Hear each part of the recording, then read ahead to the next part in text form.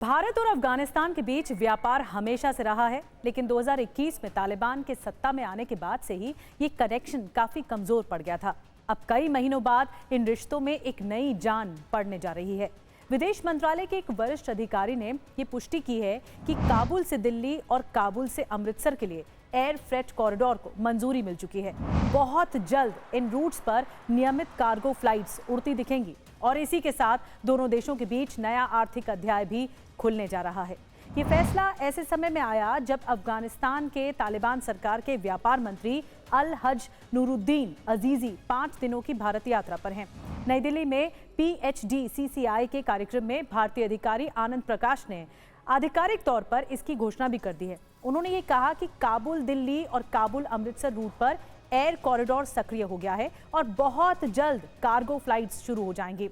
ये केवल व्यापार नहीं है, बल्कि एक रणनीतिक संदेश भी माना जा रहा है।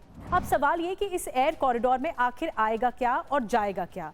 अफगानिस्तान की प्राथमिकता साफ है। ताज़े फल, सूखे मेवे जैसे कि अखरोट, बादाम, पिस्ता, किशमिश, केसर और सूखे फल की पैदावार। भारत में इन प्रोडक्ट्स की मांग हमेशा से ज़्यादा रहती है। एयर रूट खुलने से सप्लाई और ज़्यादा बढ़ जाएगी और उम्मीद है कि बाजार में कीमतों का दबाव भी कम होगा। वहीं अफगानिस्तान भारत से क्या खरीदेगा? दवाइयाँ, मेडिकल सप्लाई, मशीनरी और टेक्सटाइल यानी कपड़ा।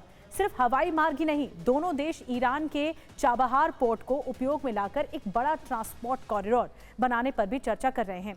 लेकिन सबसे बड़ी अड़चन क्या है? अड़चन ये है पेमेंट का सिस्टम। अफगानिस्तान के बैंकों के पास अभी भी स्विफ्ट सिस्टम का एक्सेस नहीं है और इस वजह से ट्रेड अटका पड़ा है। बैठक में इस पर भी विस्तार से चर्चा हुई कि भुगतान के रास्ते कैसे खोले जाएं और दोनों देशों के बीच सिस्टम को कैसे आसान बना दिया जाए। अब बात उस पहलू की जो इस पूरी कहानी को और दिलचस्प बनाती है। पिछले कुछ हफ्तों से पाकिस्तान और अफगानिस्तान के रिश्तों में भारी तनाव है। पाकिस्तान ने सीमा पर सैन्य कार्रवाई की, कई रूट्स बंद कर दिए और अफगान ट्रकों को रोक दिया गया। नतीजा, हजारों टन अफगानी फल और सब्जियां बॉर्डर पर ही सड़ गए, अटके पड़े।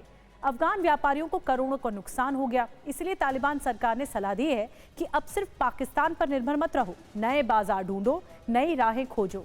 भारत का ये कदम अफगानिस्तान के लिए पाकिस्तान की नाकेबंदी का सीधा जवाब माना जा रहा है और तालिबान की रणनीति का भी हिस्सा है, जिसमें वे अपने व्यापारिक मार्गों को डाइवर्सिफाई कर रहे हैं। इससे पहले अफगानिस्तान के विदेश मंत्री आमिर खान मुत्ताकी भी भारत आए थे। उनकी यात्रा के बाद भारत ने काबुल में अपने राजनयिक मिशन को थोड़ा अपग्रेड किया था। अब एयर कार्गो खुलने के बाद दोनों देशों के बीच ट्रेड पूरी तरह सक्रिय हो जाएगा।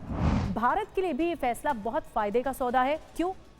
क्योंकि अफगानी ड्राई फ्रूट्स और केसर की सप्लाई बढ़ पाएगी भारत में, कीमतों पर दबाव कम होगा, चाबहार पोर्ट की रणनीतिक अहमियत भी बढ़ सकेगी और अफगान बाजार में भारतीय दवाइयां हो या फिर मशीनरी हो बड़ी मात्रा में पहुंच सकेंगी। ये पूरा सिस्टम या पूरी व्यवस्था लोगों की जेब से लेकर क्षेत्रीय राजनीति तक कई स्तरों पर असर डालेगी।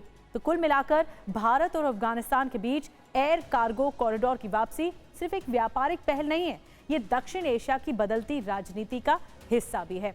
मेवे आएंगे, दवाइयां जाएंगी और दोनों देशों के बीच एक नया भरोसा बनता हुआ नजर आएगा।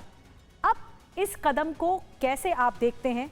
क्या इससे क्षेत्रीय व्यापार जो है, सेक्टोरियल बिजनेस जो है, क्या उसका नक्शा बदल सकता है? अपनी राय हमें कमेंट बॉक्स में जरूर बताइए।